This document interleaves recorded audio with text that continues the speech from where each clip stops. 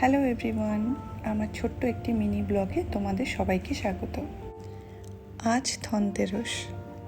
আজ যেহেতু সন্ধেবেলা আমি পুজো দেব, তাই আমি দুপুরের মধ্যেই সমস্ত পুজো সামগ্রী গুছিয়ে রাখছি।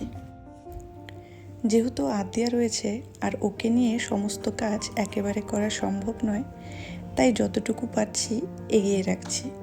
আর এখানকার প্রায় বেশিরভাগ সামগ্রী আমার বাবা আগে থেকে এনে রেখেছিল।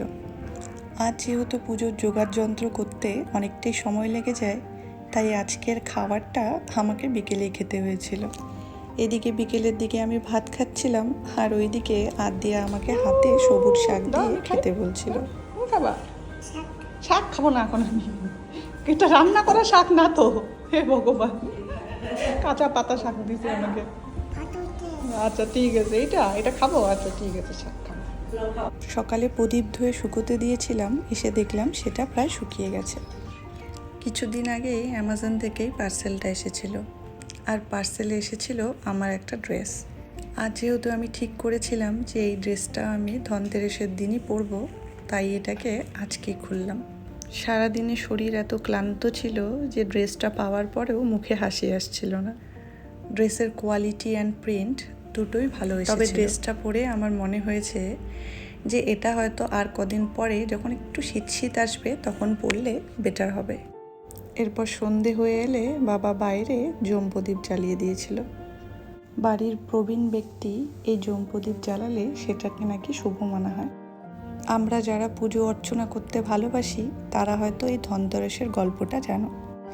আমরা প্রায় সবাই জানি যে এই দিন মা লক্ষ্মী আর গণেশকে পুজো করা হয় ঘরের সুখ সমৃদ্ধি বৃদ্ধির জন্য। আর এই দিনের একটা গুরুত্বপূর্ণ পূজা হলো দেবতা ধন্বন্তরীর পুজো করা। ভগবান বিষ্ণুরই এক অবতার হলো ধন্বন্তরী, যার অর্ধেক শরীর দেবতার আর অর্ধেক শরীর মানুষের। আমরা যারা হিন্দুরা রয়েছি তারা প্রায় সবাই সমুদ্র মন্থনের গল্পটা জানি। সমুদ্র মন্থনের সময় অমৃতের কলসের সম্পর্কে আমরা সবাই জানি, আর এই ধন্বন্তরীর হাতেই ছিল সেই অমৃত কলস। ভালো সুস্বাস্থ্যের জন্য আর শরীর থেকে রোগ ব্যাধি দূর করার জন্য আমরা ধন্বন্তরীর পুজো করে থাকি। আর আমাদের ধর্মমতে পৃথিবীর প্রথম চিকিৎসক এই ধন্বন্তরী। ত্রয়োদশী তিথিতে কার্তিক মাসে এই ধনতেরাসের দিনেই কিন্তু ধন্বন্তরীর পুজো হয়। আর এই দিনই আমরা আরেকজনের পুজো করে থাকি, তিনি হলেন কুবের মহারাজ। আর এই কুবের মহারাজ দেবতাদের ধনসম্পত্তি আগলে রাখেন। আমার কাছে যেহেতু ধন্বন্তরী দেবতার চিত্রপট ছিল না, তাই আমি পান সুপুরিতেই ওনাকে পুজো দিয়েছি। আমার মতে অন্য কারো ক্ষতি না করে যদি কোনো রিচুয়ালস তোমার মনে শান্তি দেয়, তবে অবশ্যই সেটা গ্রহণ করা উচিত।